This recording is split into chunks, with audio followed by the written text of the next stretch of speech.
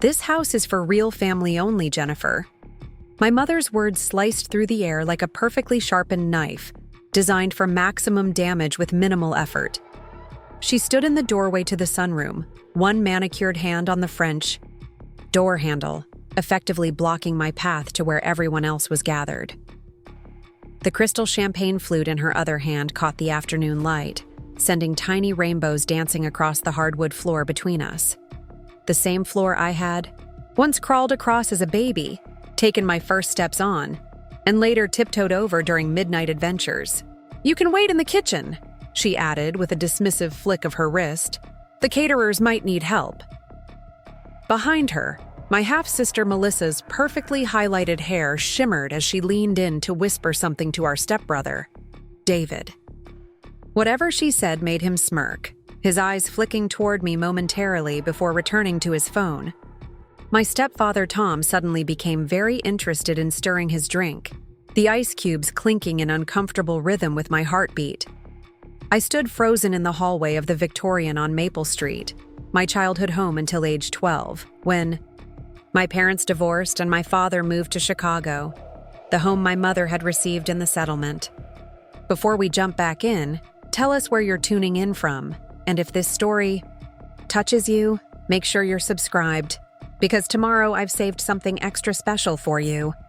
Now, let me take you back to where it all began.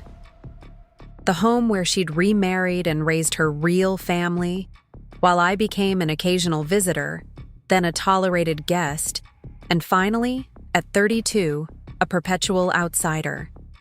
20 years of holidays spent helping in the kitchen rather than relaxing, in the living room. 20 years of being introduced as my daughter from my first marriage. 20 years of watching other people claim the rooms where my memories lived. "Of course," I said quietly, gripping my purse a little tighter, nodding as I retreated to the kitchen where servers in black uniforms arranged bite-sized appetizers on silver trays. Through the glass doors, I watched them laughing, clinking, glasses, celebrating Tom's retirement in easy togetherness. They had no idea that the envelope in my purse contained more than just the obligatory retirement card and gift certificate to Tom's favorite steakhouse. It also contained the deed to 1242 Maple Street, the very house my mother was currently barring me from fully entering. The house I had purchased, secretly, just 4 weeks ago. I leaned against the kitchen counter, where I'd once stood on a step stool making Christmas cookies with my grandmother, and smiled. Sometimes silence isn't surrender. Sometimes it's the calm before a storm no one sees coming. Growing up as Jennifer Adams in Boston's historic Beacon Hill neighborhood was like living inside a picture-perfect snow globe, beautiful from the outside, but confined in ways only those within could truly understand. The Victorian on Maple Street stood 3 stories tall, with gingerbread trim, bay windows, and a history that stretched back to 1887. It had been in my father's family for generations, passed down through careful stewardship until my parents purchased it from my grandparents when I was just 2 years old. My earliest memories were shaped by that house, the way sunlight filtered through the stained glass window on the landing, creating pools of ruby and sapphire on the hardwood floors. The secret creak of the 3rd stair from the top that would give me away during midnight kitchen raids. The window seat in my bedroom where I'd curl up with books during rainstorms, watching water streak down the wavy antique glass while feeling perfectly, completely safe. That sense of safety shattered when I was 12, along with my parents' marriage. The details were kept from me at the time. I was too young, they said, but the aftermath was impossible to miss. My father, Michael Adams, accepted a position with an architectural firm in Chicago. My mother, Elizabeth, kept the house as part of the divorce settlement, along with primary custody of me. "It's important that you have stability," she explained as we watched my father's car disappear down Maple Street for the last time. "That's why we're keeping the house." I believed her then.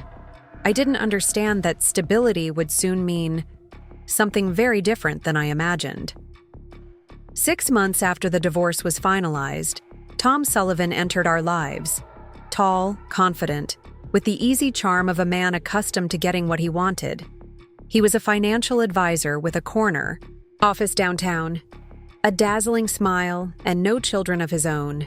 My mother transformed in his presence, laughing more freely than I'd heard since before the divorce, dressing more carefully, staying out later. I tried to be happy for her. I really did. But each time Tom came over, more of our life seemed to shift. Furniture rearranged to his preference, meals changed to accommodate his taste, conversations redirected toward his interests. By the time they announced their engagement, just 10 months after my father left, the Victorian on Maple Street was already becoming a different house.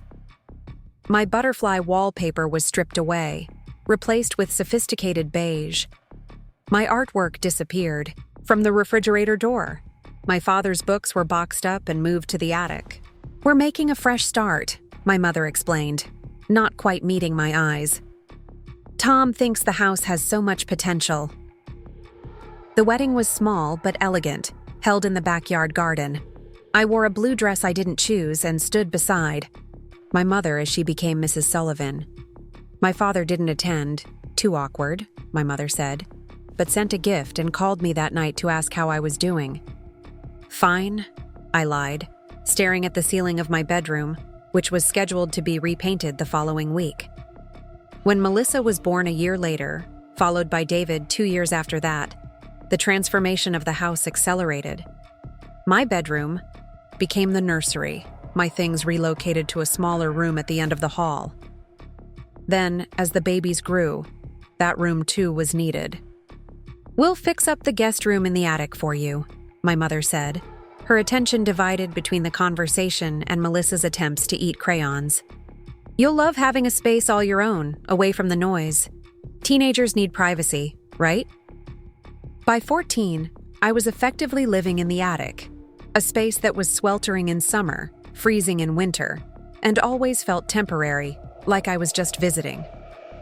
The main floors of the house became increasingly foreign territory, dominated by baby gates, toys, and furniture arrangements that no longer included spaces for me. My father offered to have me move to Chicago permanently, but Boston was still home. My school, my few friends, my familiar haunts. So I stayed, adapting, like a chameleon to the changing landscape of my life. I learned to be helpful in ways that justified my presence, babysitting the little ones, handling dishes after meals, becoming the responsible eldest who needed minimal attention. "Jennifer's so mature for her age," my mother would tell her friends, as if my self-sufficiency was a natural trait rather than a survival mechanism. Such a good big sister.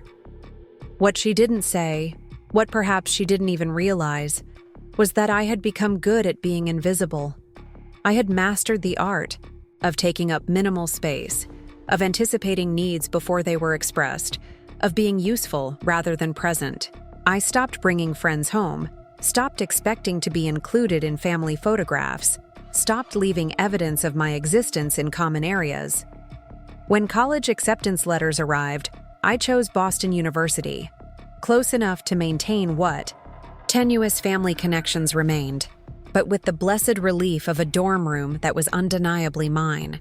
After graduation, I found a tiny apartment in Cambridge, accepted an entry-level position at Bradford Real Estate Investments, and began the process of building a life that wasn't defined by my peripheral status in the Sullivan family. But still, I showed up, Sunday dinners when invited, Christmas mornings to watch Melissa and David open presents, the annual 4th of July barbecue where Tom liked to show off his grilling skills to neighbors and colleagues. Each visit a careful performance of familial connection, each departure a relief. What no one in my family bothered to ask about, not once in all those years, was what I actually did with my time. If they had, they might have learned that the office job I mentioned briefly at holiday gatherings was actually a position that had evolved from administrative assistant to project coordinator to junior partner at one of Boston's most successful real estate investment firms. They might have known that I'd spent evenings taking additional courses in property law and historic preservation, or that I'd developed a specialization in Victorian and Edwardian properties throughout New England. They might have discovered that my mentor, Eleanor Bradford herself, had taken a particular interest in my career, guiding me through increasingly complex projects and investments. "You have an eye for potential, Jennifer," Eleanor told me after I successfully managed the restoration and sale of a Queen Anne Victorian in Brookline that netted the firm a substantial profit. "You see value where others see problems." If my family had asked, they might have learned about the small condo in Cambridge that I purchased at 26, renovating it myself on weekends with skills learned from the contractors on our restoration projects. They might have known about the duplex in Somerville that followed, generating rental income that I reinvested. Preparing and narrating this story took us a lot of time, so if you are enjoying it, subscribe to our channel. It means a lot to us. Now back to the story. They might have understood that my sensible clothes and reliable but unflashy car weren't signs of struggling finances, but conscious choices to build wealth rather than display it. But they didn't ask, and after a while, I stopped offering. When Melissa mocked my boring apartment during Thanksgiving dinner the year she graduated college, I passed the cranberry sauce without mentioning the 3 properties I now owned outright. When David complained about his law school debt at Christmas, I nodded sympathetically, not sharing that I had just been featured in Boston Business Monthly as one of the city's 40 under 40 real estate investors to watch. When my mother suggested I should find a nice man with a stable job at Tom's birthday dinner, I smiled politely and changed the subject, keeping private the fact that I had closed a 7-figure commercial property deal that morning. In their eyes, I remained frozen in time. The awkward reminder of a failed marriage, the one who never quite measured up, the one who belonged in the kitchen during family celebrations rather than in the sunroom with the real family. Perhaps I would have continued indefinitely in this role, this careful dance of showing up without expecting to belong, if not for a chance conversation that changed everything. It was early spring when I met Mrs. Patterson for coffee. She had been our neighbor on Maple Street throughout my childhood and had always treated me with genuine warmth, even after my mother remarried. We tried to meet every few months, a connection to my past that felt untainted by the complications of my family situation. "I saw your mother at the grocery store yesterday," she mentioned as she stirred honey into her tea. She seemed distracted. I made a non-committal sound, used to navigating these conversations carefully. "I suppose they have a lot on their minds with the house going on the market?" Mrs. Patterson continued, then paused when she saw my expression. "Oh, you didn't know? I assumed she would have told you." My cup froze halfway to my lips. "The house is being sold?"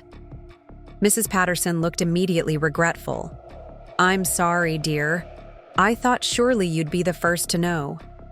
Tom's company is downsizing, forcing early retirement. Your mother mentioned they can't afford to keep the house anymore.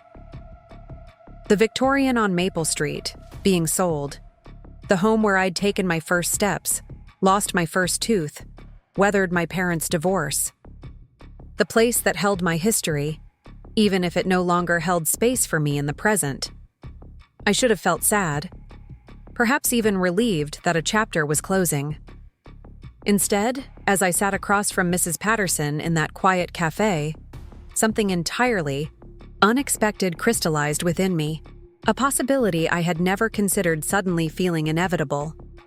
"Do you know when they're listing it?" I asked, my voice surprisingly steady. "End of the month, I believe. They're hoping for a quick sale. Something about the Florida condo they've put a deposit on requiring final payment soon." I nodded, my mind already racing ahead, calculating, planning. Mrs. Patterson moved on to other topics, her grandson's college graduation, the community garden project she was organizing. But I was only half listening, my thoughts circling around a single, startling idea. That evening, I pulled up the county property records. The Victorian had appreciated significantly since my parents purchased it, But there were two mortgages against it. One from shortly after my mother and Tom married, another from about 5 years ago. They had been using the house as an ATM. I realized, funding Melissa's elaborate wedding, David's law school, their own annual trips to Europe. And now the bills were coming due. I made a few discreet calls to industry connections, being careful not to reveal my personal interest. The house would go public in 3 weeks. Tom and my mother were quietly panicking about finding a buyer who would pay enough to cover their outstanding debts. The market for historic properties was softening, with rising interest rates dampening enthusiasm for homes that often required additional investment in updating and maintenance. From a purely financial perspective, it was a terrible decision. The property needed work, substantial work, from what my sources indicated. The foundation had issues. The wiring was outdated. The roof would need replacing within 5 years. As an investment, there were dozen better options in my portfolio pipeline. But when I called my attorney the next morning to discuss making an offer through one of my LLCs, I felt a sense of certainty I hadn't experienced before. "I want to make an offer on 1242 Maple Street," I told her. "Above asking price, all cash, quick close." "The Victorian? That's not even officially listed yet," my attorney replied, surprise evident in her voice. "I have inside information it's coming to market. I want to preempt the listing with an offer they can't refuse." There was a pause on the line. Sarah had been handling my real estate transactions for years and knew this wasn't how I typically operated. I was methodical, analytical, sometimes even overly cautious. This was something different. "Jennifer, is there something personal about this property I should know?" I considered deflecting but opted for a partial truth. "I grew up there, but I don't want the sellers to know that. I want to purchase through Beacon Hill Heritage Properties LLC. The one with the confidentiality structure," she noted. It wasn't a question. "Yes. And I want a clause that prohibits disclosure of the buyer's identity until after closing." Another pause. "Are you sure about this? You're talking about tying up a lot of capital in a property that clearly has emotional significance for you. That's rarely a good combination." "I'm sure," I replied, surprised by how steady my voice sounded, how certain I felt. "The sellers aren't to know who's buying it until after closing. Not their agent, not anyone." After hanging up, I stood at my apartment window overlooking the Charles River, watching rowers glide through morning mist. The girl who had spent her life being pushed to the edges of rooms was gone. In her place stood a woman who could buy the entire house. 6 weeks later, I stood in the kitchen of my mother's house, my house, arranging a tray of appetizers for Tom's retirement party. Through the French doors, I could see the real family gathered in the sunroom, laughing, celebrating, belonging, unaware that everything was about to change. The signing of final papers had happened 3 days earlier. The deed transfer had been recorded yesterday. Legally, officially, irrevocably, 1242 Maple Street now belonged to me. My mother hadn't even called to tell me about the sale of my childhood home. I'd received a text the week before. "Tom's retirement party Saturday at 4. Can you help with setup?" Not, "We've sold the house." Not, "This will be our last gathering at Maple Street." Just an expectation that I would show up in my usual supporting role, invisible until needed. And so I had. I'd arrived early to help the caterers set up. I'd arranged flowers in vases, hung a congratulatory banner in the foyer, placed retirement cards on the entry table. I'd performed the role of helpful daughter so perfectly that no one had noticed anything different about me. Not my careful attention to the newly polished banister, not my lingering glance at the attic stairs, not the proprietary way my hand trailed along the wainscoting. "Jennifer, would you take these empanadas to the sunroom?" the head caterer asked, interrupting my thoughts. I nodded, lifting the tray and moving toward the French doors where, just an hour earlier, my mother had blocked my path with her devastating dismissal. This house is for real family only, Jennifer. The memory of those words should have stung, but instead, they fueled something steady and certain within me as I approached the sunroom. This time, no one stopped me. I entered with the tray, offering hors d'oeuvres to guests who barely glanced at my face as they selected tiny pastries with greedy fingers. "Oh, there you are," my mother said when she noticed me. "Would you mind checking if the ice bucket needs refilling? And I think we're running low on those little napkins." "Of course," I replied, my voice measured, betraying nothing of the seismic shift that had occurred in the legal ownership of the very floor beneath her feet. As I turned to leave, Tom called after me. "Jenny," he said, using the nickname I had. Repeatedly asked him not to use. "Be a good girl and make sure those gift envelopes make it into our bedroom, would you? Can't be too careful with the help around." I nodded, collecting the envelopes containing checks and gift cards from guests who had no idea Tom and my mother had already sold the house to cover their debts. As I carried them upstairs to the master bedroom, my mother and Tom's bedroom now, though it had once been my parents', I noticed the moving boxes stacked in the corner, labeled Florida Condo. Placing the envelopes on their dresser, I caught my reflection in the mirror, composed, unremarkable exactly as they expected me to be, but something in my eyes had changed. Something confident and knowing had replaced the perpetual apology that had lived there for 2 decades. I straightened my shoulders and returned to the party, where no one noticed my absence or return. The sun was beginning to set, casting long golden rays through the sunroom windows, illuminating dust motes dancing in the air. Soon, Tom would make his retirement speech. Guests would raise their glasses. The evening would progress toward its inevitable conclusion, and through it all, I would wait, holding my secret like a perfectly wrapped gift, not yet ready to be opened, but all the more powerful for its pristine anticipation. The truth wasn't going anywhere. Neither was I. After all, I owned the house now, and very soon they would all know it. The evening was winding down now, glasses emptying and voices growing louder as the retirement celebration reached its peak. Tom stood in the center of the sunroom, tapping his champagne flute with a silver spoon to call for attention.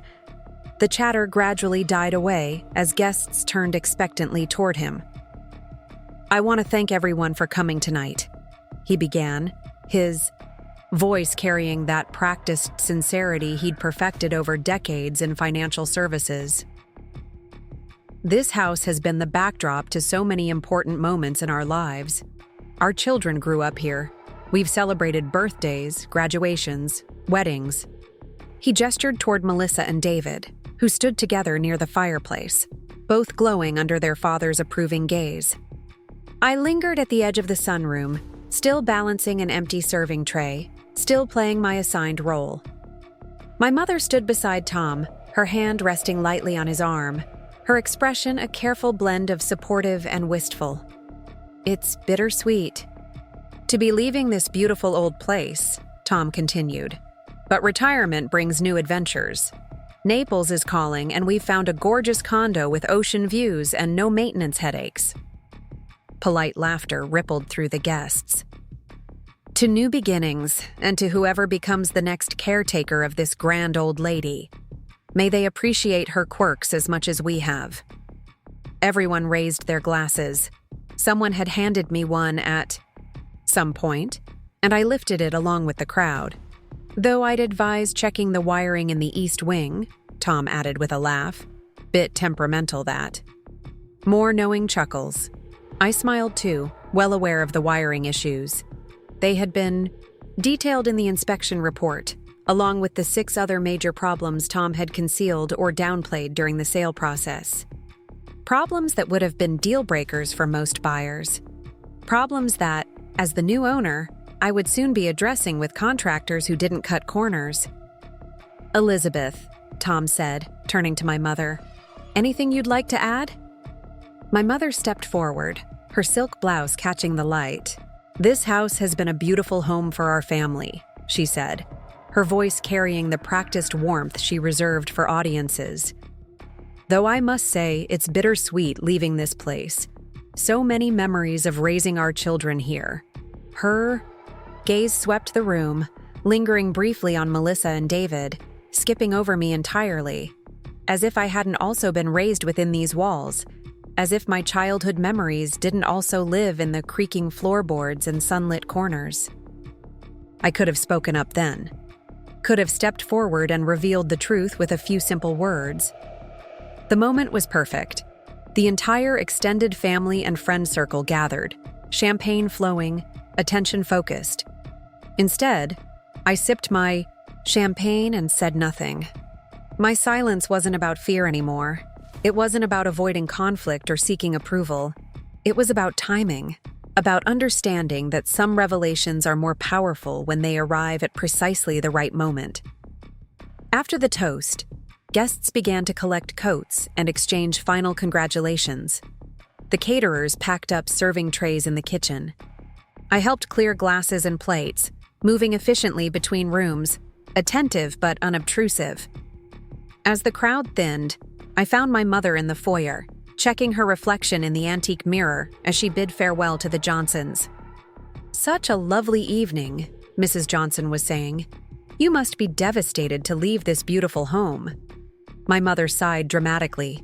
"It is difficult, but we're focusing on the future. The new owner has been so accommodating, letting us stay until after tonight's celebration." "So generous," Mrs. Johnson agreed. "Any idea who bought it?" "Some investment company," my mother replied with a dismissive wave. "I imagine they'll divide it into apartments or something equally tragic. But what can you do? Life moves on." Mrs. Johnson nodded sympathetically before joining her husband outside.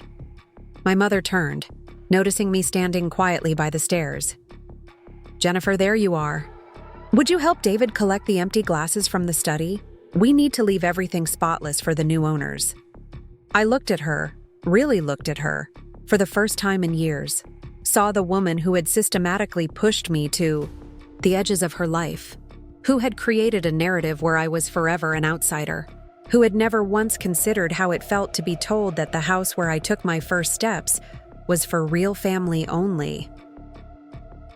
"Actually," I said, reaching into my purse, "I have something for you." I handed her an envelope, not the retirement card I had placed on the gift table earlier, but a different one, heavier, official.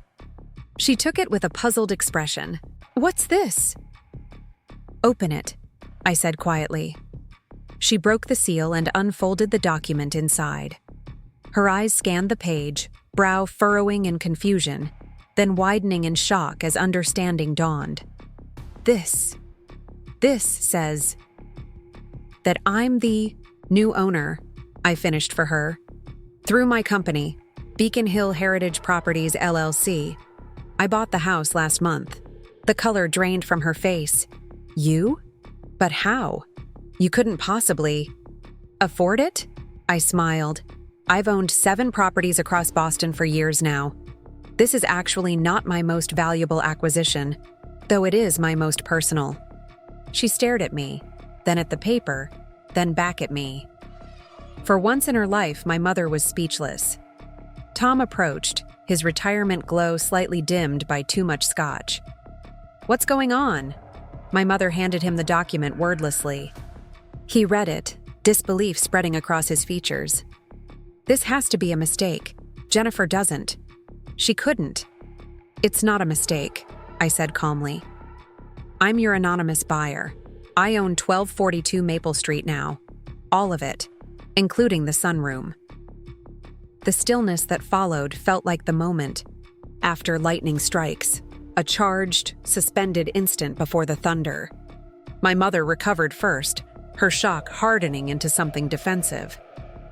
This is outrageous. You've been planning this? Sneaking around behind our backs?" Her voice rose. "After everything we've done for you?" I met her gaze steadily. "What exactly have you done for me, Mom?" The question hung in the air between us, unanswerable.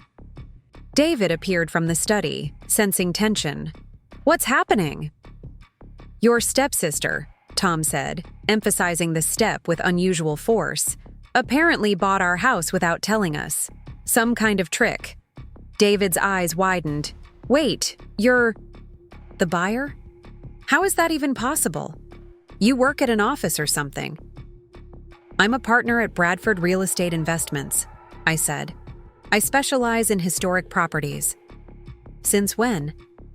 Melissa had joined us now, the last few guests forgotten as family drama unfolded. "Since always," I replied. "But none of you ever asked." That simple truth seemed to land harder than anything else. My mother shook her head, gathering her composure. "So this was your plan? Some sort of revenge? To humiliate us in front of everyone?" "No," I said. "If I wanted to humiliate you, I would have made the announcement during Tom's toast.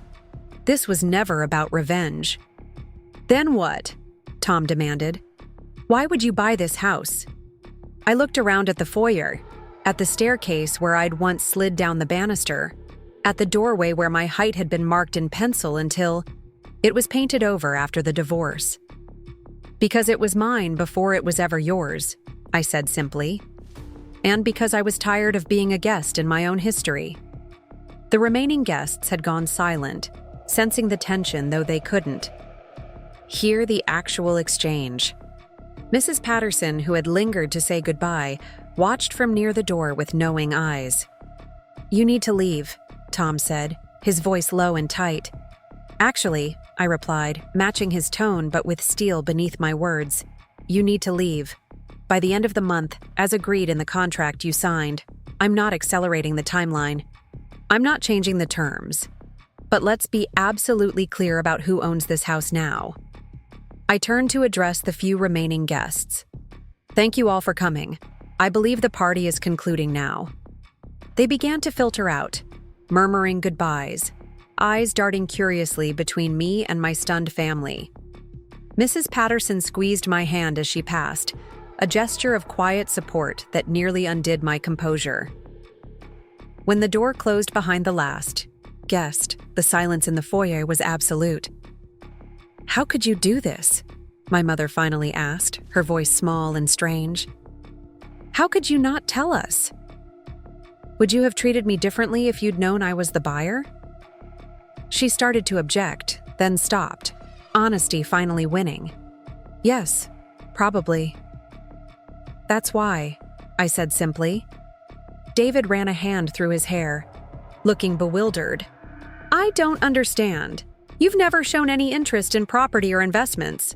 You've never mentioned anything about a career or success or—" "You've never asked," I interrupted. "Not once in 15 years have any of you asked what I actually do with my life. You've assumed I was struggling or directionless or just getting by. You've pitied me while praising each other's achievements. You never noticed because you never looked." "That's not fair," Melissa protested, but her voice lacked conviction. "Isn't it?" I countered. "When was the last time any of you called just to ask how I was doing? When was the last time you invited me somewhere that didn't involve me helping? With setup or cleanup? When was the last time you introduced me without the qualifier from the first marriage?" No one answered. Tom cleared his throat. "Whatever issues you have with your family dynamics, this is a highly inappropriate way to address them. We signed a contract with an investment company, not with you personally. There may be legal implications to this deception." My smile was calm, assured. "The contract is perfectly valid. Beacon Hill Heritage Properties LLC is a legitimate business entity that happens to be solely owned by me. There was no deception, only discretion. You'll find that legally, everything is in order. The house is mine." "So what happens now?" my mother asked. "Are you really going to make us leave?" "I'm not making you do anything. You decided to sell the house. I bought it. The timeline we agreed to remains the same." "But what will you do with it?" Melissa asked, genuine curiosity finally breaking through her shock. "It's so big for just one person." "I'm going to restore it," I said. The original floors, the crown molding, the stained glass, all of it. And yes, I'll live here. Just one person in all those rooms. Won't you be lonely? There was genuine concern in my mother's voice and something else. Perhaps a recognition of the loneliness she had helped create. I've been lonely in crowded rooms for most of my life, Mom. At least now I'll be lonely in a place where I belong. She flinched at that, but didn't argue. Tom put his arm around my mother's shoulders.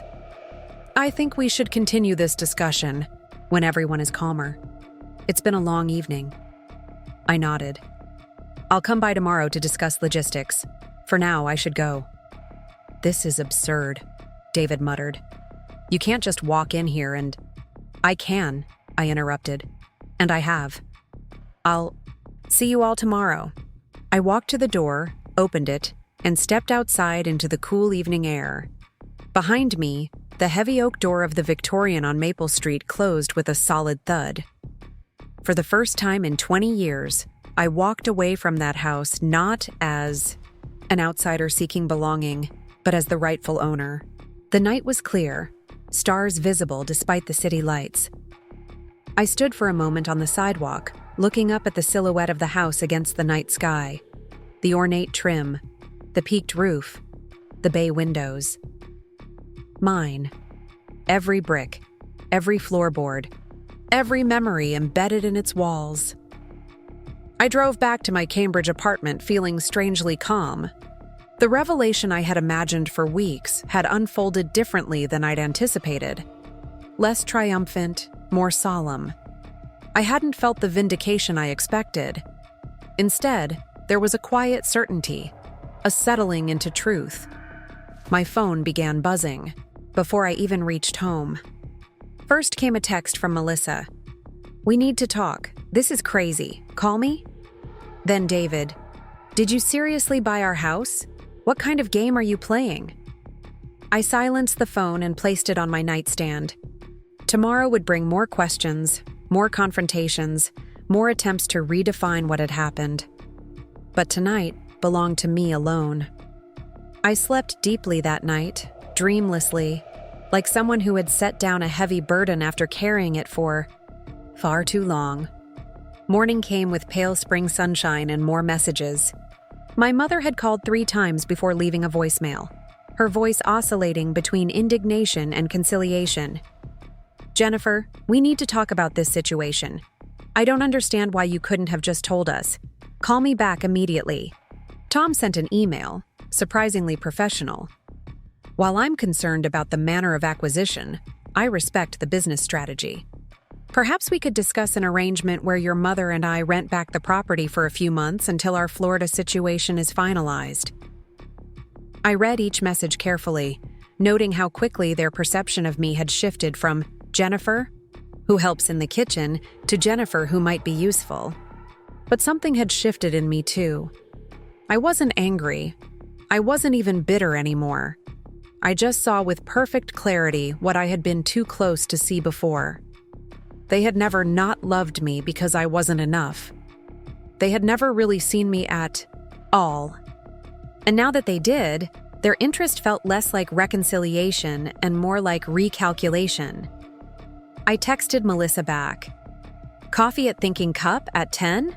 Just you. I responded to David with a polite but firm, there's no game. I purchased a property that was for sale. Happy to talk when things have settled. I emailed Tom. The timeline we agreed to in the contract stands. You have until the end of the month, as planned. No extensions. To my mother, I sent a simple, yeah, I'll come by the house at noon. Setting boundaries didn't feel like punishment anymore. It felt like respect. For them and, more importantly, for myself. Melissa was already at the cafe when I arrived, 2 coffees on the table in front of her. Mine prepared exactly as I liked it, a detail I couldn't remember her ever getting right before. You look different, she said as I sat down. I'm the same person I've always been, I replied, taking a sip of coffee. You're just seeing me for the first time. She fiddled with her cup. So all this time while we thought you were just... I don't know. Struggling, underachieving, less than. She had the grace to look embarrassed. I guess so. But you were actually building this whole other life. Not another life, just my life, the one none of you ever asked about. Why didn't you tell us? About your success? Your career? I considered the question carefully. At first, I was still hoping you'd ask. Later, I realized it wouldn't matter. You all had a fixed idea of who I was, and no accomplishment of mine was going to change that. I paused. And eventually, I stopped needing you to see me. Melissa was quiet for a moment. It's weird. I always thought of you as the quiet one, the responsible one. I never thought about what that actually meant, that you were handling things while the rest of us were being handled. It was the most insightful thing I'd ever heard her say. The house, though, she continued, that feels different. That feels personal. It is personal, I acknowledged, but not in the way you think. I didn't buy it to prove something, or to take something away from you. I bought it because it matters to me, because my history lives there too. What about Mom and Dad? They're freaking out about Florida now, the condo deposit, the timeline. The terms of the sale haven't changed. They'll get exactly what we agreed to, exactly when we agreed to it. I'm not interfering with their plans. But, Melissa, I interrupted gently, this isn't something you need to fix.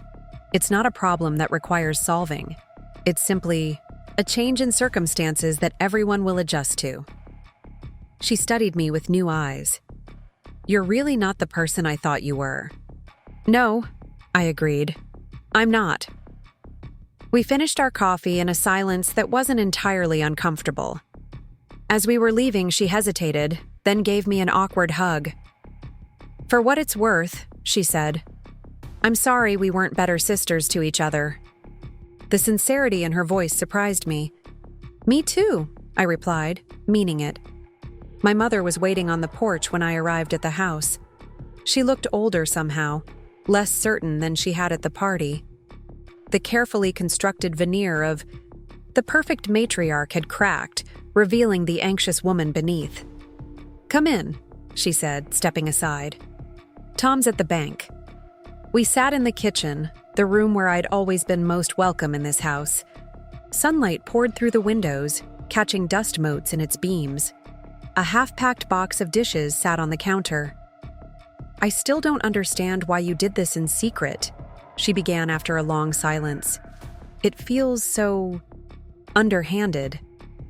I stirred my tea, considering her words. Would you have treated me differently if you'd known I was the buyer? She started to object, then stopped, honesty finally winning. Yes, probably. That's why, I said simply. She nodded slowly, absorbing this. So what happens now? Are you really going to make us leave?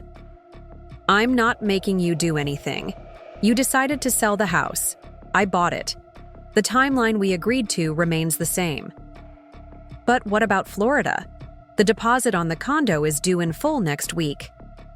The closing funds will be available to you then, as scheduled. She sighed, a mixture of relief and resignation. And what will you do with this place? It's so big for just one person. I'm going to restore it, I said. The original floors, the crown molding, the stained glass, all of it. And yes, I'll live here. Just one person in all those rooms. Won't you be lonely? There was genuine concern in her voice, and something else. Perhaps a recognition of the loneliness she had helped create. I've been lonely in crowded rooms for most of my life, Mom. At least now I'll be lonely in a place where I belong. She flinched at that, but didn't argue. We sat in silence for a while, the weight of 20 years of misunderstandings and missed connections between us. I always thought I was doing what was best, she finally said, her voice small. After your father left, I was so afraid of failing, of being a single mother with no support. When I met Tom, it felt like a second chance to get things right. At what point did getting things right include pushing me to the periphery of your life? She shook her head, tears gathering in her eyes. I never meant to. It just happened. Tom had such clear ideas about how things should be. The kids came along. Life got busy. She looked up at me. And you were so capable, so independent. You never seemed to need me the way they did. I learned to stop needing because needing hurt too much when it wasn't met, I said quietly. A tear slipped down her cheek. I'm sorry, Jennifer. I'm so sorry. The words I had waited 2 decades to hear. They didn't magically heal everything, didn't erase the years of feeling like an outsider, but they were a start. You could visit, I added after a moment. When you're back from Florida. For dinner or holidays. In the sunroom, if you'd like. She looked up, surprised. You'd want that? I'm not sure yet, I answered honestly, but I'm willing to find out. When we parted, she hugged me. A real hug, not the performative embrace she usually offered in public. I'm sorry, she whispered. For a lot of things. I know, I replied, because I did. She was sorry now that she saw me. The question was whether she would have ever seen me if I hadn't forced the issue. As I watched her walk back into the house, my house, I felt neither triumph nor regret. Just a quiet certainty that whatever came next would be on my terms. 3 months later, I stood in the center of the restored sunroom, morning light streaming through sparkling clean windows. The moving boxes were long unpacked, the walls freshly painted in colors I had chosen. The furniture arranged according to my preferences, not my mother's. I had removed the heavy drapes that had always kept the room dim, replacing them with light, gauzy curtains that let the sunshine pour in. The oppressive oil paintings of stern-faced ancestors I had no connection to had given way to colorful art that brought me joy. This room, the room that had once been forbidden to me, was now my favorite place in the house. Reclaiming the Victorian hadn't been about erasing the past. It had been about acknowledging it, all of it, and then choosing what to keep and what to let go.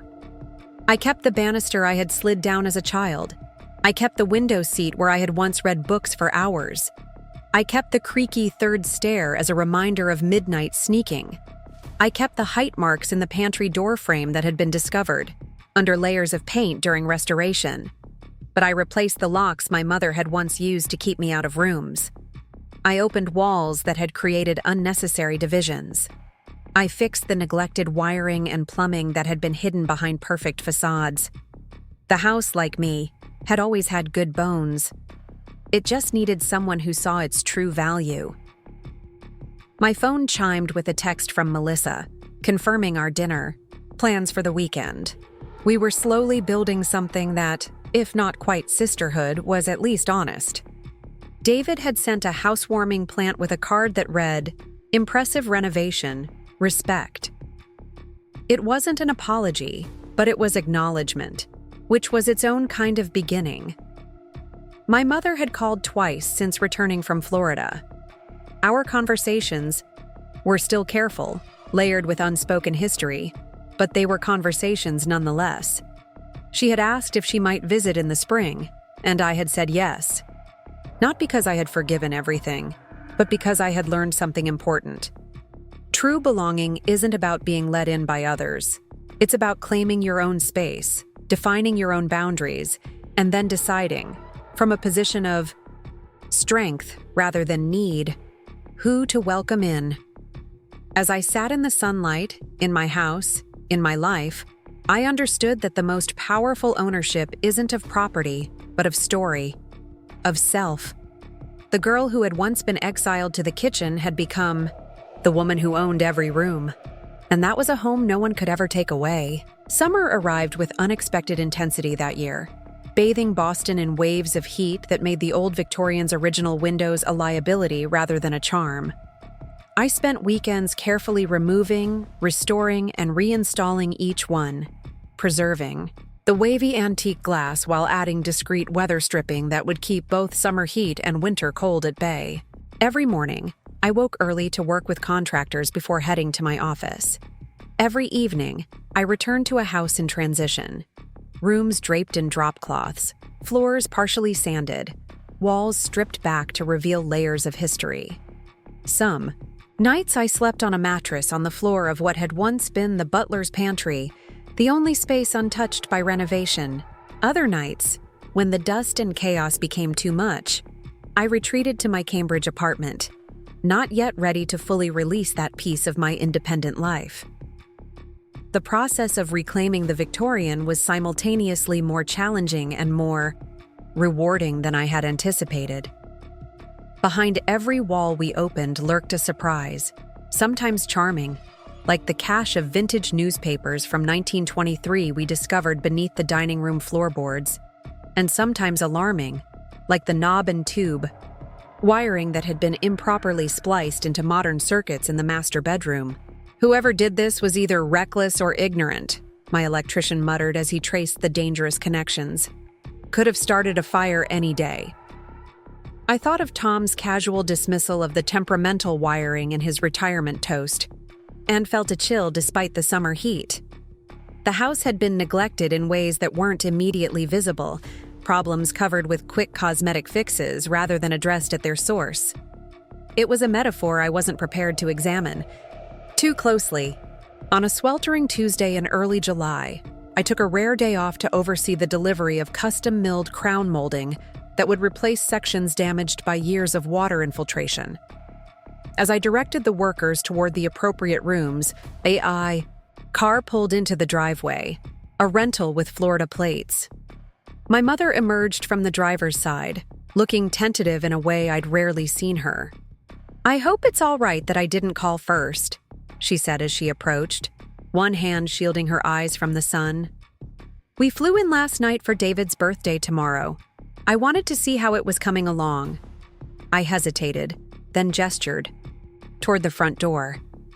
"It's a construction zone, but you're welcome to look." She followed me inside, visibly startled by the extent of the work underway. The foyer walls had been stripped to the lath in preparation for rewiring.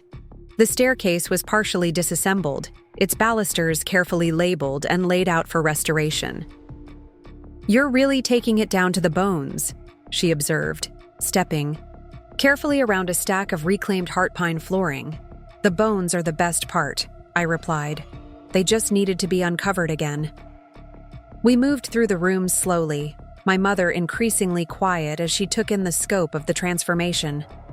When we reached the sunroom, now empty of furniture, and gleaming with light through freshly restored windows, she stopped. "This was always my favorite room," she said softly. "The light in the afternoons." "I remember," I said. "You used to read here on Sundays before the divorce." She looked at me surprised. "You remember that?" "I remember everything, Mom. That's part of why I bought the house." She nodded, absorbing this. When we moved in with Tom, everything changed. He had such specific ideas about how a home should look, how a family should function. She traced a finger along the newly exposed brick of the fireplace. It seemed easier to start fresh than to preserve what came before. I thought that would be better for everyone. It wasn't better for me. "No," she acknowledged. "I see that now. I thought you were resilient, that you'd adapt and thrive no matter what. I didn't realize that by assuming your strength, I was actually abandoning you." The honesty in her voice caught me off guard. 2 months ago, I would have been desperate for this recognition. Now, I accepted it with a calm that surprised us both. "Would you like tea?" I asked, gesturing toward the kitchen. "It's the only room with functioning appliances at the moment," she smiled. "I'd like that." The kitchen was a study in contrasts. Gleaming new appliances surrounded by partially demolished cabinetry, a temporary island made from sawhorses and plywood, 2 mismatched chairs salvaged from the attic. I filled the kettle and set it on, the induction cooktop that had been installed just days earlier. "How's Florida?" I asked, reaching for mugs. "Hot. Artificial." She sighed. "Tom loves it. The golf, the planned community, the ease of everything. I find myself missing seasons, missing brick and history." I handed her a steaming mug. "Doesn't sound like the retirement paradise you imagined." "We compromise," she said with a small shrug. "That's marriage, isn't it? Some days I win, some days he does." "And some days nobody does," I added quietly. She met my eyes over the rim of her mug. "Yes, some days nobody does." We sat in silence for a moment, sipping tea amid the construction debris. It wasn't comfortable exactly, but it wasn't the strained tension of our previous encounters either. "Melissa mentioned you're redoing the attic," my mother said eventually. "What are your plans for it?" "A master suite," I replied. "Bedroom, sitting area, bathroom. The views from up there are extraordinary." "The room that was once yours," she noted. "Fitting, isn't it? The space no one else wanted becomes the heart of the house." She flinched slightly but didn't look. Away. "You've done well for yourself, Jennifer. I wish I had seen it sooner." "So do I admitted. "But we can't change that now." "No," she agreed. "We can only go forward." She hesitated, then added, "David's birthday dinner is tomorrow night at Menton. He specifically asked if you would come." I raised an eyebrow. "Did he? That's a change." "Finding out your overlooked stepsister is a successful real estate investor who bought your family home out from under you tends to revise one's perspective," she said with unexpected dry humor. "But I think it's more than that. I think he's genuinely curious about who you actually are." "And Melissa? Will she be there?" "With her new boyfriend. She's been talking about your coffee meeting for weeks. I think you made quite an impression." I considered the invitation. 6 months ago, I would have rearranged my entire schedule to accommodate any gesture of inclusion from my family. Now, I checked my mental calendar with a newfound sense of proportion. "I have a meeting with the Historical Commission until 7, but I could join you after." "That would be lovely," my mother said, and I was struck by how sincerely she meant it. As she was leaving, she paused in what remained of the foyer, looking up at the skeletal staircase. "Your grandfather built those balusters, you know, not these specifically. They're original to the house. But he was a woodworker, made custom staircases all over Beacon Hill. I always thought that was why your father fell in love with this place." I hadn't known that. Another piece of family history that had been packed away along with my childhood photographs. "I'd like to hear more about him sometime," I said. She nodded. "I'd like that too." After she left, I walked through the house again, seeing it with fresh eyes. Not just as my reclaimed space or as a renovation project, but as a vessel for generations of stories. Some I knew, some I was still discovering, some perhaps lost forever. The next evening, I arrived at Menton shortly after 8, having changed, hastily in my office after my meeting ran long. The maitre d' led me to a private dining room where my family was already deep into the main course. "Jennifer," David stood as I entered, a gesture of formality I'd never experienced from him. "Before, we weren't sure you'd make it." "Historical Commission," I explained, accepting the glass of wine Melissa poured for me. "The joys of owning a property in a designated district." "I've heard the approval process is a nightmare," Tom commented, surprising me with his engaged tone. "How are you navigating the restrictions?"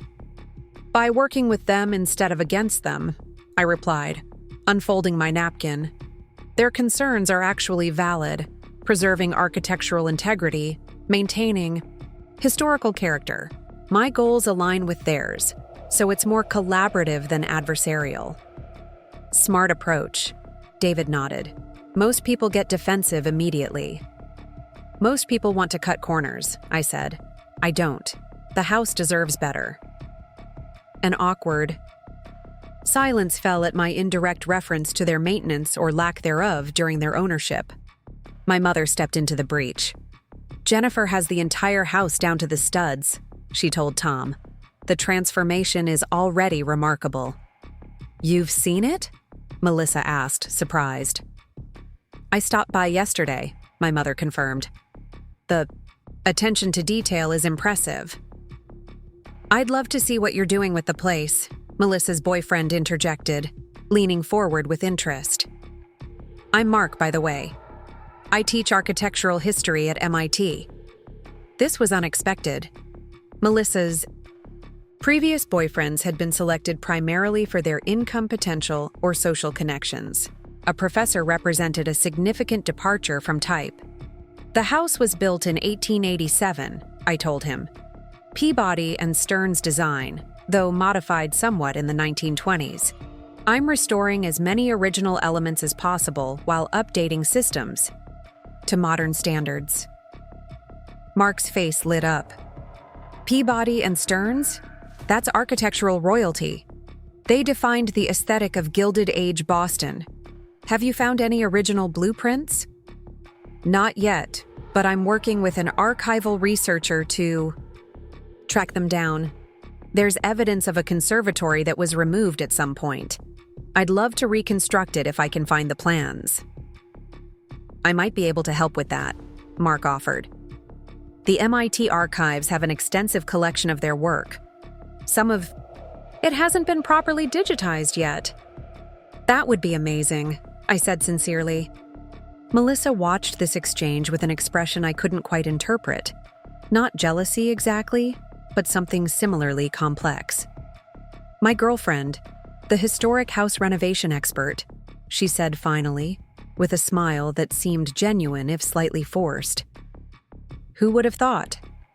"I would have," my mother said quietly, "if I'd been paying attention."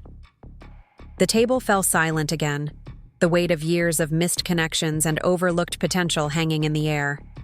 David cleared his throat. "Well, I, for one, am glad to be celebrating my birthday with my whole family for once." He raised his glass. "To new beginnings and old houses." We clinked glasses, the tension dissipating somewhat as dessert arrived, an elaborate chocolate creation accompanied by a single candle. "Make a wish," Melissa urged her brother. David grinned, looking younger than his 30 years. "Already got it. Family peace accord." As we finished our coffee, Tom leaned toward me. "Jennifer, I owe you an apology. I've spent 20 years underestimating you, and that was my loss." I studied him, searching for the calculated charm that had always colored our interactions. Instead, I found something that looked remarkably like genuine regret. "Thank you," I said simply. "That means something." On the sidewalk outside the restaurant, as we waited for our respective cars, my mother touched my arm lightly. "That wasn't so terrible, was it?" "No," I admitted. "It wasn't." "Progress," she said with a small smile. "Baby steps," I qualified, but returned her smile. Driving home to the Victorian that night, and it was home now despite the construction chaos, I found myself contemplating the slow, cautious thaw in my family relationships. It wasn't forgiveness exactly. It was something more nuanced, a renegotiation of terms, conducted from a position of newfound equality. I no longer needed their approval or inclusion. That realization had freed me to accept their tentative overtures without the desperate hope that had once colored all our interactions. If an authentic connection was possible, it would have to be built on this new foundation of truth and mutual respect. The renovation continued through the summer and into fall, the house gradually revealing its true character as layers of hasty updates and ill-considered modifications were stripped away. Mark proved to be an invaluable resource, locating not only the original Peabody and Stearns blueprints, but also photographs of the conservatory that had once extended from the dining room, a graceful glass structure that I immediately began planning to recreate. Melissa brought him by one Sunday afternoon in late September to discuss the conservatory plans. I was up a ladder, carefully removing decades of paint from an ornate ceiling medallion when they arrived. "Don't mind me," I called down. Almost done with this section. Take your time, Mark replied, already examining the newly exposed brick chimney with professional interest. This craftsmanship is extraordinary. I watched as he ran his hands over the mortar joints, explaining something about 19th century masonry techniques to Melissa, who listened with surprising attentiveness. Her genuine engagement with the house, with my project, was unexpected, as was her next question when I descended the ladder. Do you need help? With the renovation, I mean. I have weekends free, and I'm pretty good with a paintbrush. I must have looked as startled as I felt because she immediately backpedaled. Or not. I know this is your space and your project. I just thought. No, I'd like that, I said, surprising myself with the truth of it. I could use an extra pair of hands for the library built-ins. The woodwork needs to be stripped and refinished by hand, not something I can outsource to contractors without risking damage to the original mahogany. Consider me enlisted, she said with a smile that reminded me, suddenly and forcefully, of our shared childhood. Before everything fractured, there had been moments, brief but real, when we had been allies rather than competitors. Over the following weeks, Melissa became a fixture at the house on weekends, arriving in paint-splattered jeans with coffee and pastries, ready to tackle whatever project I had planned. Her natural attention to detail made her an ideal assistant for the painstaking restoration work. More surprising was how easily conversation flowed between us as we worked side by side, carefully removing decades of accumulated paint from intricate woodwork. I always envied you, you know, she admitted one afternoon as we took a break on the back porch steps. You seemed so self-sufficient, so clear about who you were. I was always trying to be whatever would make Mom and Dad proud. I wasn't self-sufficient by choice, I pointed out. I had to be. I know that now, she said, picking at the paint under her fingernails. But back then, all I saw was that you didn't seem to need anyone's approval, while I was desperate for it. And now? She considered the question. Now I'm learning that approval isn't the same as connection. Mark helped me see that. He's the first person I've dated who's genuinely interested in me beyond the surface. I studied her, noting the subtle changes in her demeanor over the past months, a new thoughtfulness, a quality of attention that hadn't been there before. You've changed, I observed. So have you, she countered. You're less guarded, more willing to let people in. Only some people, I clarified, and only on my terms. Fair enough. She brushed sawdust from her jeans. Ready to get back to it? Those built-ins won't strip themselves. As we worked, I found myself contemplating the unexpected evolution of our relationship. We would never have the shared childhood that forms the foundation of most sisterly bonds. Too much time had passed. Too many formative experiences had been separate rather than shared. But perhaps we could build something new, a connection based on who we were becoming rather than who we had been.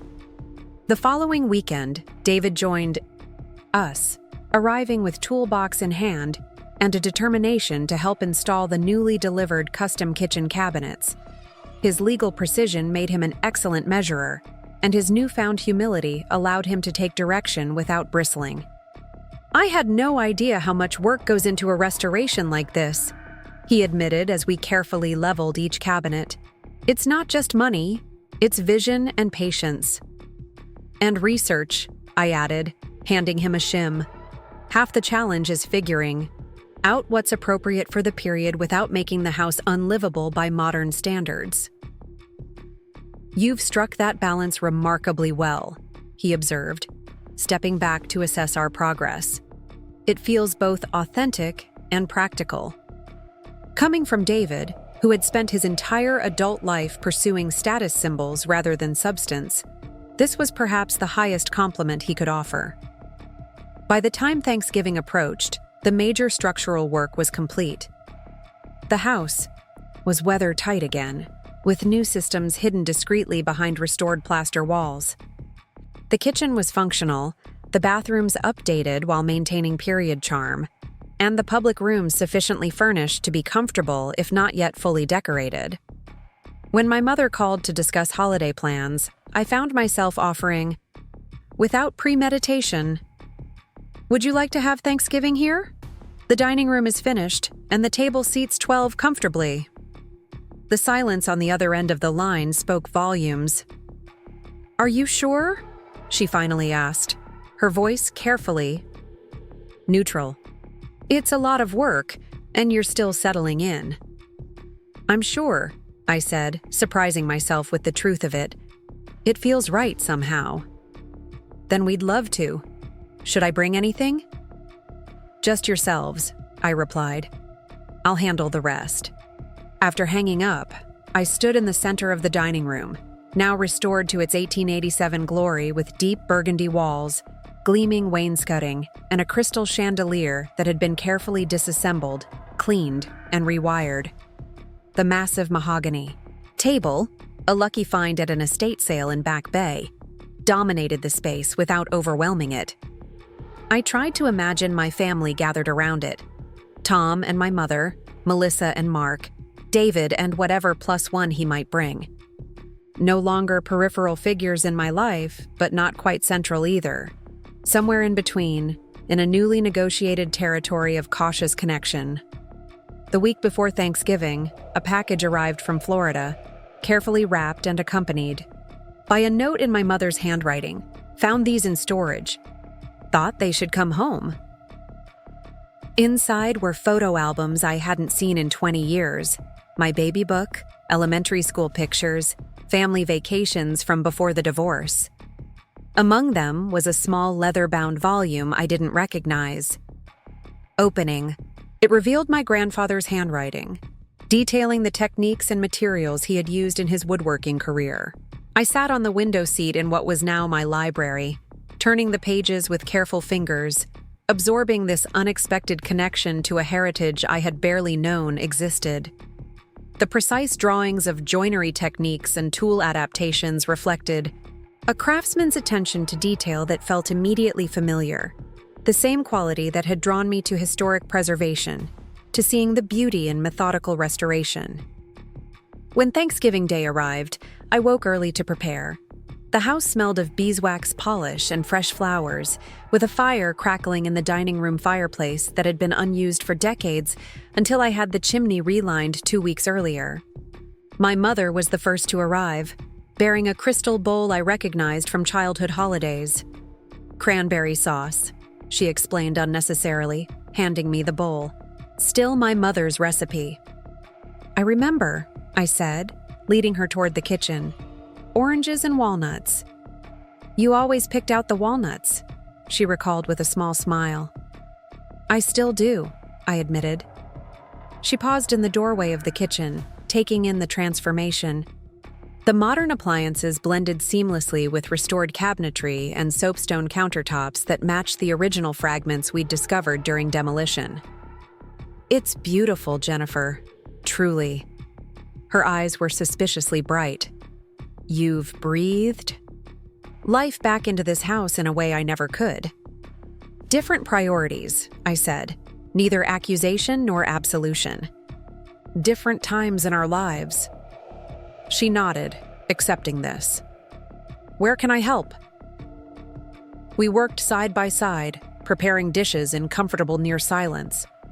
When Melissa and Mark arrived, followed shortly by David and his new girlfriend, a prosecutor, from his firm with a refreshing directness, the kitchen became a hub of conversation and cooperative effort.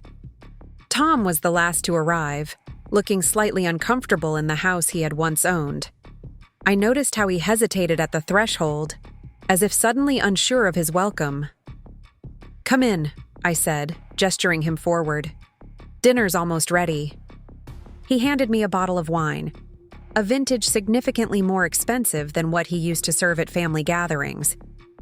"The place looks remarkable," he offered, glancing around with genuine appreciation. "You've done what we should have done years ago. Better late than never," I replied. accepting both the wine and the implicit acknowledgement of past neglect. As we gathered around the table, candles flickering against the deep red walls, I was struck by the peculiar symmetry of the moment. The house had come full circle, from family home to exclusionary space, and back to gathering place, though with the critical difference that I now controlled the terms of inclusion. My mother raised her glass. "To Jennifer for bringing us together in this beautiful home. We are grateful for your generosity of spirit." The others echoed the sentiment, glasses raised. I acknowledged their toast with a nod, a complex emotion, rising in my chest, not quite forgiveness, not quite vindication, but something quieter and more sustainable. A recognition that healing doesn't always mean restoration to what was before. Sometimes it means building something entirely new from the salvageable pieces of the past. "To new traditions," I countered, raising my own glass, "and to homes that evolve as we do." As we ate and talked, the conversation flowing more easily than I could remember at any previous family gathering, I found myself observing the scene with a strange sense of detachment. These people who had once defined my sense of belonging, or rather my sense of exclusion, now sat at my table, in my house, reorganizing themselves around the person I had become rather than the person they had assumed me to be. The power shift was complete, but it wasn't power I had been seeking. It was authenticity, the ability to exist in my own space without apology or explanation, the freedom to extend or withhold welcome based on genuine connection rather than obligation. When dessert was served, my grandmother's apple pie recipe, executed with careful attention to her handwritten notes, David raised an unexpected topic. "I've been thinking about family legacy," he said, passing the whipped cream. "About what we inherit beyond the material things." "What do you mean?" Melissa asked. "Jennifer has this house now, but she also has something else, a clarity about what matters, a willingness to invest in substance over appearance." He looked at me with newfound respect. "I'm beginning to think that's the more valuable inheritance."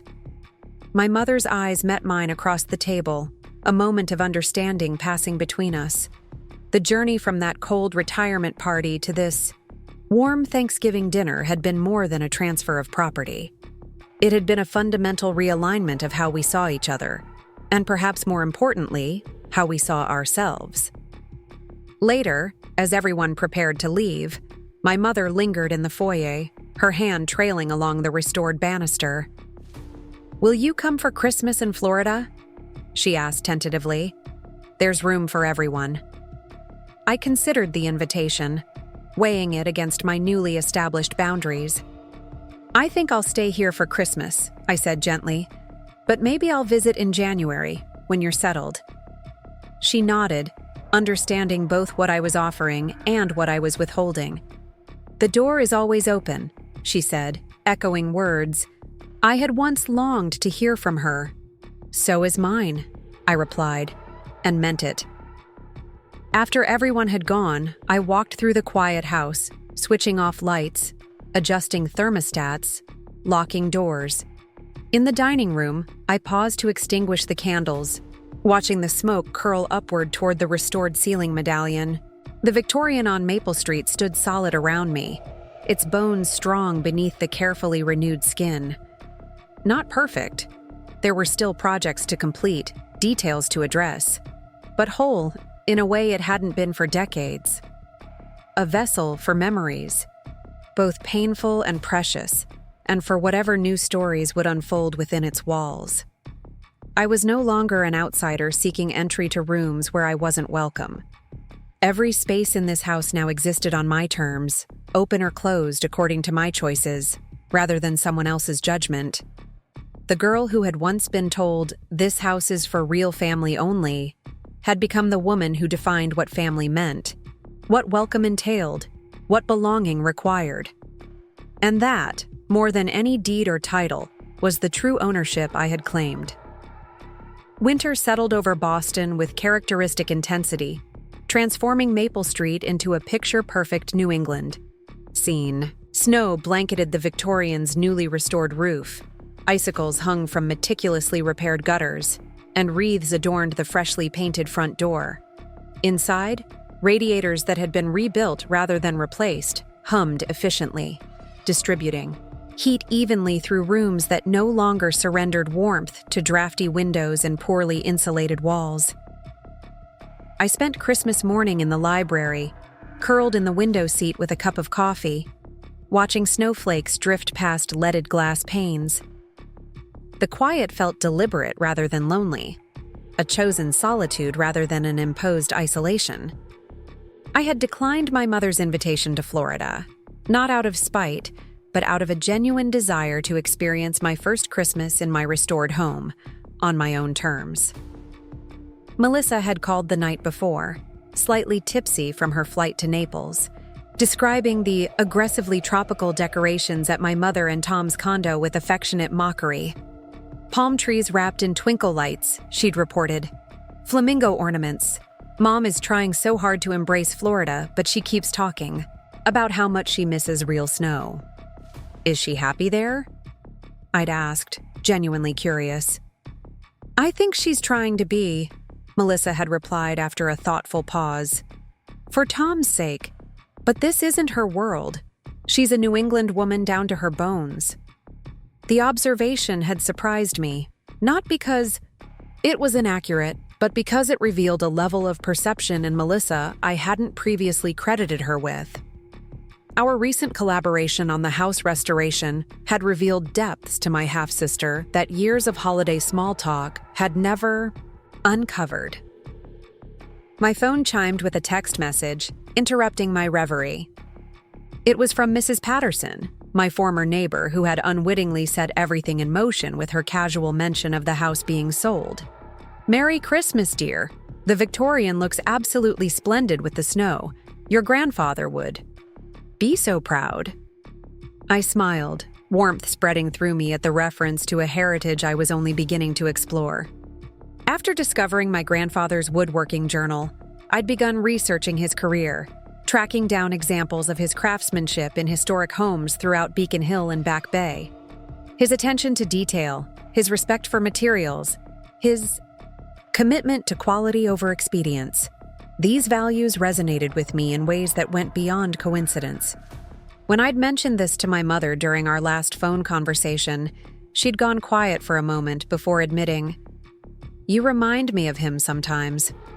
The way you'll spend hours getting some small detail exactly right. He was like that too. Drove my mother crazy with his perfectionism, but the results were always worth it." "Why didn't you ever tell me about him?" I'd asked, keeping my tone neutral rather than accusatory. "After your father and I divorced, it was easier to draw lines," she'd replied hesitantly. "Your father's family on one side, my new life on the other. It wasn't fair to you, I see that now. But at the time, it felt like the only way I could move forward." It wasn't a complete explanation, but it was honest. One of many small truths that had begun to emerge as we cautiously reconstructed our relationship. A knock at the front door pulled me from these thoughts. I wasn't expecting anyone. My day had been deliberately planned around solitude, with only a video call to my father in Chicago scheduled for the afternoon.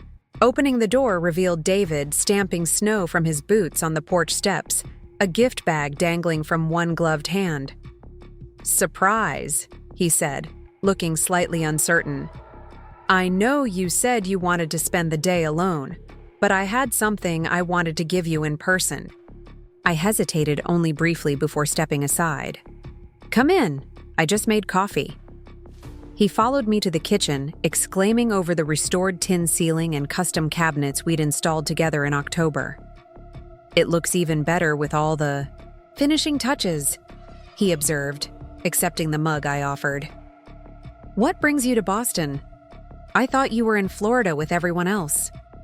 He shrugged, looking slightly uncomfortable. "I was supposed to be, but I made an excuse about work. Truth is, I couldn't face another one of Tom's enforced fun Christmas itineraries. Golf in the morning, mandatory beach time regardless of weather Dinner at the club where he needs everyone to witness his popularity. He gave me a rueful smile. Being here seemed like a better option. I raised an eyebrow.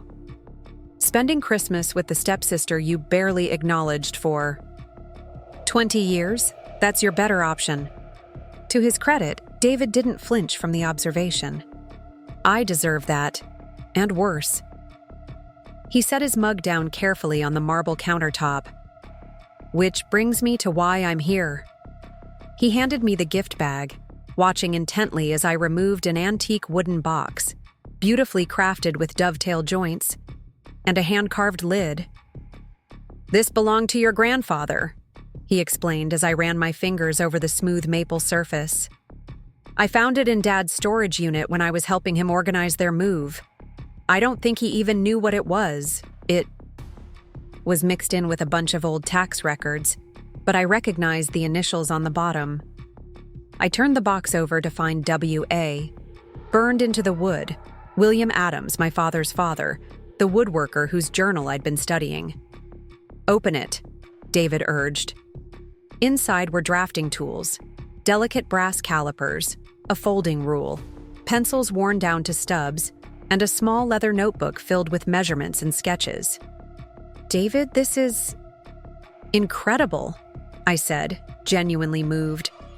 "How did you know this would matter to me?"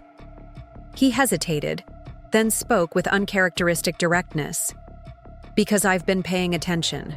Finally. I've watched how you approach this house, how you research everything, how you insist on doing things right, even when it's harder or more expensive. It's not just a building to you, it's a legacy." He gestured at the box, and I realized that part of that legacy was sitting forgotten in a storage facility in Florida. It didn't seem right. I looked at my stepbrother, really looked at him, and saw something I'd never noticed before. A genuine desire to connect, unfiltered by the competition and comparison that had defined our relationship for decades. "Thank you," I said simply.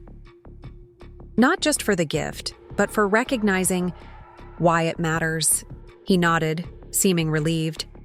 "I've been doing a lot of thinking since.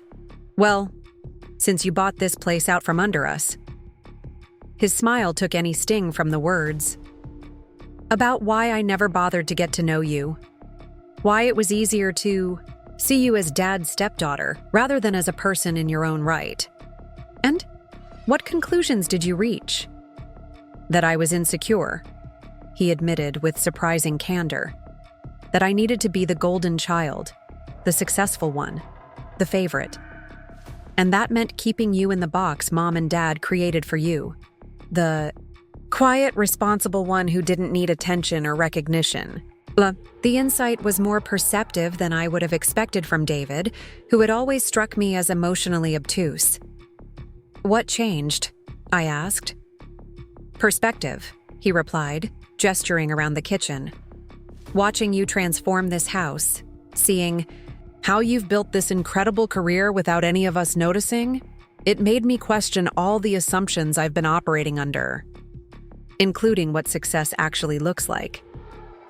We migrated to the library with fresh coffee, settling into armchairs by the fireplace where a small fire crackled, casting warm light over bookshelves I'd painstakingly filled with volumes rescued from the attic and supplemented with new acquisitions.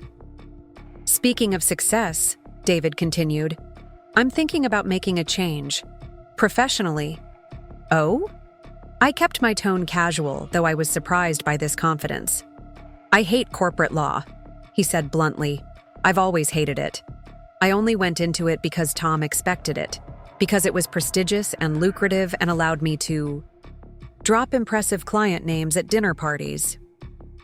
"What would you do instead?" "Public advocacy," he replied without hesitation. "There's a nonprofit focused on housing rights that's been trying to recruit me for months. The pay is half what I make now, but the work actually matters." I studied him, trying to reconcile this version of David with the status-obsessed lawyer I'd known for 20 years. "What does Tom think about that?" A flicker of tension crossed his face. "He doesn't know yet. Mom does. I talked to her last week. She was surprisingly supportive. He fiddled with his coffee mug. I was hoping you might have some insight, actually, about making choices that disappoint people but are right for you. I almost laughed at the irony. My stepbrother, who enjoyed every advantage and encouragement our parents could provide, asking me for advice on pursuing an authentic path. Well, I said carefully, I can tell you that living by other people's expectations is exhausting and ultimately futile. You can never be enough when the measuring stick keeps changing. But living by your own values, even when it's hard, there's a solidity to it. He nodded slowly. That's what I'm starting to realize. Watching how you handled everything with the house, it wasn't about revenge or showing off or even proving anything to us. It was about honoring what mattered to you. His perception was more accurate than I would have given him credit for even 6 months ago. We talked for another hour, our conversation ranging from his potential career change to my upcoming projects, at Bradford Investments to, surprisingly, childhood memories of the house. His recollections providing pieces of its history I hadn't been privy to after being relegated to the attic. When he finally left, promising to call after the new year to discuss a potential collaboration between my firm and his future nonprofit, I found myself contemplating the strange turns life could take. If someone had told me last Christmas that David would be seeking my advice and we'd be discussing professional collaboration, I would have dismissed it as absurd fantasy. The week between Christmas and New Year's passed in peaceful productivity. I finalized plans for the conservatory reconstruction, met with contractors about spring projects, and spent evenings exploring my grandfather's tools and notebook, finding in his precise measurements and carefully noted techniques a connection that transcended time and estrangement. New Year's Eve found me hosting an impromptu gathering, not the elaborate party that Melissa had initially suggested. We could invite half of Boston, but a small, deliberate assembly of people who had contributed to the house's restoration. Mark, whose archival research had uncovered critical historical details. The master carpenter who had recreated missing moldings based on fragments found during demolition. Mrs. Patterson, whose casual remark had catalyzed everything. And yes, Melissa, who arrived early to help arrange platters and set up the bar. Her enthusiasm for playing hostess now tempered with genuine consideration for my preferences. The conservatory plans are finalized, Mark announced as we toasted with champagne in the library. Construction can begin as soon as the frost is out of the ground. I can't wait to see it completed, Mrs. Patterson said, examining the architectural renderings spread across my grandfather's drafting table, another fortuitous estate sale find. I remember as a child, my mother telling me about the beautiful glass room that used to extend from the dining room. She said it was filled with exotic plants and a fountain with goldfish. This was new information, not mentioned in any of the historical accounts I'd found. A fountain? Are you sure? Oh yes, marble, I believe. When the conservatory was dismantled during the Depression, material shortages, the fountain was sold to a family on Commonwealth Avenue. It might still be there. Mark's eyes lit up with academic excitement. I can check the property records. If we could locate the original fountain, it would make the reconstruction authentic in a way reproductions never could, I finished, sharing his enthusiasm. As midnight approached, we gathered in the dining room, where French doors would eventually open to the rebuilt conservatory. Through the windows, we could see snowflakes beginning to fall again, catching the glow from streetlights and transforming Beacon Hill into a scene from a snow globe. To the next chapter, Melissa said, raising her glass as the grandfather clock in the hallway began to chime the hour. To authenticity, Mark added. To coming home, Mrs. Patterson said, with a warm glance in my direction. To legacy, I concluded, thinking of my grandfather's tools, now displayed proudly on the library wall. As the new year arrived, I found myself filled with an unexpected sense of peace. The Victorian on Maple Street had been restored not just physically but spiritually, its history honored, its future secured. And in the process, something in me had been restored as well, a connection to heritage, to place, to self, that transcended the pain of exclusion I had carried for so long. January brought my promised visit to Florida, a 4-day stay that proved more bearable than I had anticipated. My mother and I spent a morning walking along the beach, our conversation flowing more easily than it had in decades. "I'm putting the condo on the market," she said as we watched pelicans dive into the waves. "When Tom's not around, of course." I stopped, surprised. "You're leaving Florida? What about Tom's retirement paradise?" She gave me a wry smile. "Tom will be keeping the condo. I'll be keeping my sanity." "You're separating?" I tried to keep the shock from my voice. "Divorcing, actually. Papers filed last week." She seemed remarkably calm about this development. 20 years is a long time to compromise yourself for someone else's vision of happiness. "I think you helped me see that." "Me? How?" "Watching you reclaim the Victorian, make it truly yours. It made me realize how long it's been since I've made choices based on what I actually want rather than what's expected of me." She picked up a shell, examining its spiral pattern. "Tom and I haven't been happy for years, but it was easier to maintain appearances than to admit failure." "Is that how you see divorce? As failure?" She considered this. "I used to. That's part of why I tried so hard after your father left, to prove that the second time would be perfect. But now I think the real failure is living inauthentically, trying to force yourself into a life that doesn't fit." The insight seemed genuine rather than performative, reflecting a depth of self-awareness I hadn't previously associated with my mother. "Where will you go?" I asked.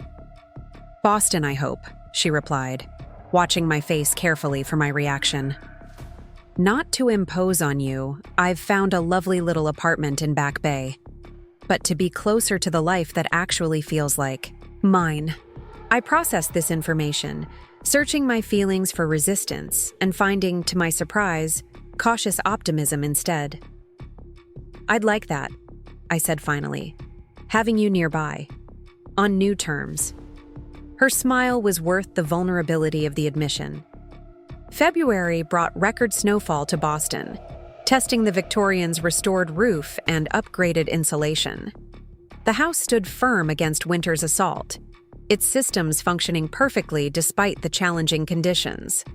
I took a peculiar pride in this, not just that my investment was protected, but that the house itself was fulfilling its purpose, providing shelter and comfort as it had for generations before me. One snowy evening, I received an unexpected call from my father in Chicago. "I hear you've been exploring William's woodworking," he said after our usual exchange of pleasantries. "Your mother mentioned you found his journal." "And his tools," I added. "David rescued them from Tom's storage unit." "I wish I'd kept more of his things," my father said, regret evident in his voice. "After he died, when your mother and I bought the house from my parents, there was so much stuff. We were young, focused on making the place our own. We kept what seemed important at the time, but you couldn't have known what would matter later," I finished for him. "It's okay, Dad. I'm piecing it together bit by bit." "I'd like to help with that," he said. "I've been thinking, would it be okay if I visited? I haven't seen the Victorian since before the divorce, and I'd love to see what you've done with it.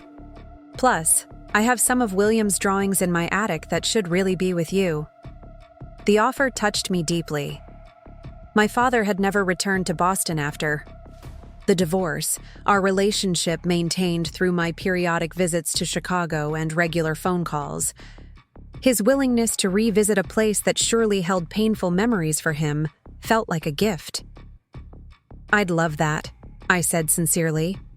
"The guest room will be ready whenever you are." March brought the first signs of spring, and with them, the groundbreaking for the conservatory reconstruction.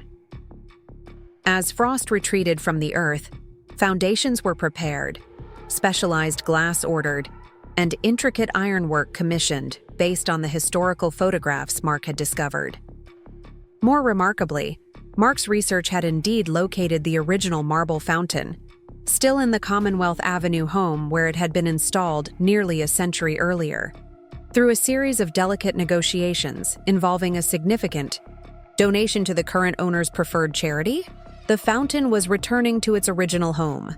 On a mild day in early April, I stood in the dining room with my father, watching as workmen carefully maneuvered the marble basin through the temporary opening where French doors would soon be installed. "I remember this," my father said softly, running his hand along the carved stone edge once the fountain was positioned. "Not here. It was gone before I was born. But my father had photographs. He always said the house had lost its heart when the conservatory was demolished. And now it's coming back," I observed, watching as water trickled from the restored fish-shaped spouts for the first time in nearly a century. My father turned to face me, his expression solemn. "You've done something remarkable here, Jennifer. Not just restoring a house, but reclaiming a heritage." "I couldn't have done it without understanding where I came from," I replied. "Who I came from?" He nodded, emotional resonance passing between us without need for further words. That evening I hosted a small dinner party. My father, my mother, now settled in her Back Bay apartment and cautiously navigating post-divorce life, Melissa and Mark, David and his new girlfriend Claire, an attorney at the housing rights nonprofit he had joined in January, and Mrs. Patterson. The dining room table, now positioned to provide a perfect view into the partially completed conservatory, accommodated us all comfortably. The conversation flowed easily, about the house, about family history now being shared more openly, about future projects and plans. My parents, divorced for over 20 years, interacted with surprising warmth, their shared memories of the Victorian providing neutral ground for reconnection. As dessert was served, my mother raised her glass. "To Jennifer," she said, emotion evident in her voice, "who taught us all that belonging isn't about being let in, but about claiming your own space." The others echoed the toast, but I found myself shaking my head slightly. "That's not quite right," I said. "I've learned that true belonging isn't about ownership or control. It's about integration, honoring the past while creating space for the present." I gestured around the table, encompassing these people who had moved from the periphery of my life to something approaching its center. This house was always meant to be a home. It just took me reclaiming it to remember what that actually means. Later, after everyone had gone, I stood in the partially completed conservatory, watching moonlight filter through the newly installed glass panels. The marble fountain gurgled softly, water catching silver highlights as it circulated through century-old channels. In 6 weeks, the space would be complete, filled with plants, furnished with period-appropriate wicker, ready to fulfill its original purpose as a bridge between the structured interior of the Victorian and the natural world outside. Already, I could imagine morning coffee here, watching the garden come to life, evening gatherings, the glass walls reflecting candlelight, quiet moments alone, surrounded by growing things. But beyond the physical completion, I sensed a more significant restoration underway, of family ties once severed, of personal history once denied, of a sense of continuous self that transcended the artificial divisions imposed by divorce and remarriage. The Victorian on Maple Street was teaching me that renovation isn't just about restoring what was, but about creating space for what could be. The careful balance of preservation and adaptation that guided my work on the house was becoming a metaphor for my approach to relationships as well, honoring history without being imprisoned by it, allowing for growth without sacrificing stability. I thought about my mother's words from an earlier conversation. "This house has good bones." She had been right, in ways neither of us fully appreciated at the time. The Victorian structural integrity had survived decades of superficial changes and neglect, and my own core self had similarly endured beneath the adaptations required by family fracture and reconstitution. The journey that began with a cruel dismissal, "This house is for real family only," had led not to revenge, but to reclamation, not just of physical space, but of narrative authority.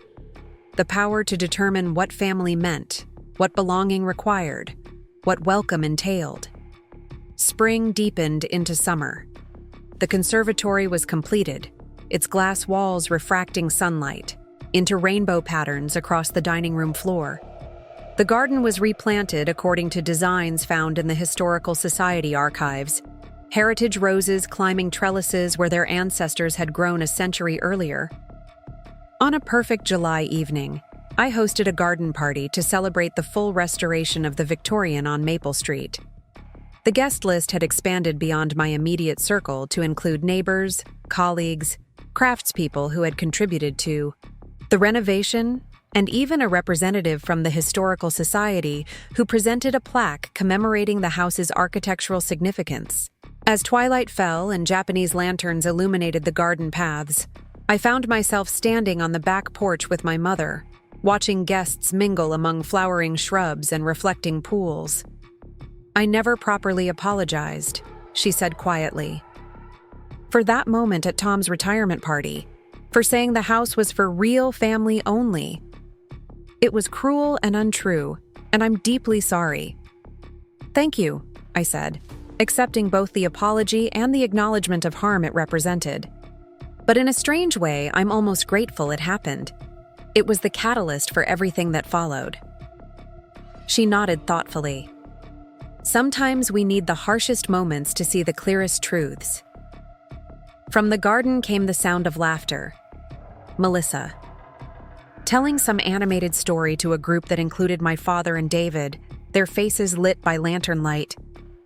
Through the conservatory windows, I could see Mark explaining some architectural detail to Mrs. Patterson, both gesturing enthusiastically at the ironwork frame.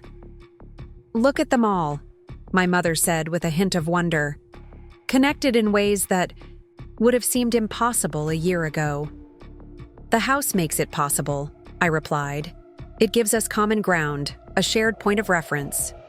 "No," she countered gently. "You make it possible. The house is just the vessel.